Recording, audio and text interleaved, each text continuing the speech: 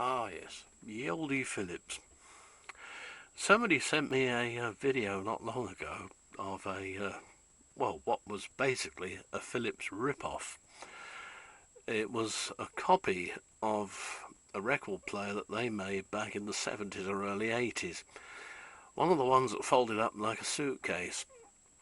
You tilted the turntable and tone arm towards you, and that left the back of the set with the speaker and the controls in it. However, this Chinese-made model was nothing like as powerful regarding sound output as the Philips was, and there didn't seem to be any adjustment for the tracking force either. Just another one from the Crapperphone stable, and cynically designed to, of course, make people think, oh yes, it's just like the old Philips one was I had when I was a kid. Nice, I don't think. Even the head shell was made on the tone arm to look like the old GP 205 or 204 pickup. Yeah. What can you say? A GP 300 was another one that was the same shape.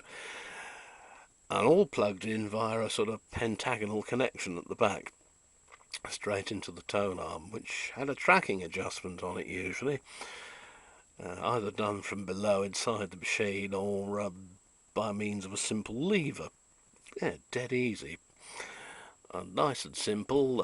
The Philips sets ran on 9 volts DC from 6 D cells, or from mains, usually multi-voltage mains as well, so you really could take the thing anywhere in the world you wanted and use it. Not bad, really, you know. Not bad at all for something made way back then. But alas, the newer ones, it didn't look as if you can to be, and the sound, it just didn't compare. The chap had an original Philips version as well, and the sound from that was so much better, and believe me, the cartridge will be so much kinder to your records, especially if you want to play 78s, which the new shitty one can. At least it's got that speed on it, but they don't give you another stylus to do it, and you really need a different stylus for 78s. The Philips one, easy, you just flipped it over from LP to 78 and away you went. What can be simpler than that? Oh dear, oh dear. The poor buggers in Eindhoven or in France, where many Philips record players were made, must be spitting blood. I know I would be if I'd worked on those things. But here we have not too a blokish thing, really, is it? A sewing machine. Now, the missus got hold of this a while ago, and it's a Janome model 140M.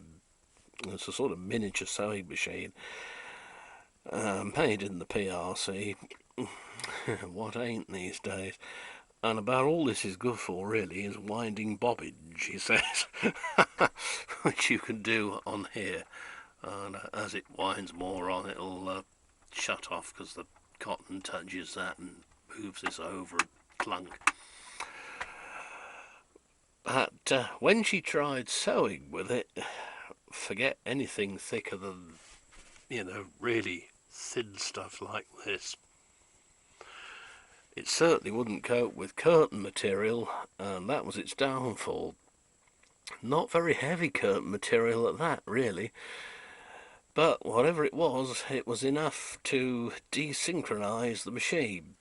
Inside here, there's a sort of cylindrical effort that spins with a hook on it. And as the needle goes down and the thread goes into this hole here, this hook is supposed to produce a sort of interlocking thread. That's how the sewing machine works, evidently. I don't know jack shit about them, I've got to be honest. But because it's desynchronized, if you put it on any load at all, it's bang, bang, bang, bang, bang. Sounds like an engine with a big end gone, Not very good at all. When unladen, it runs quite silently, really.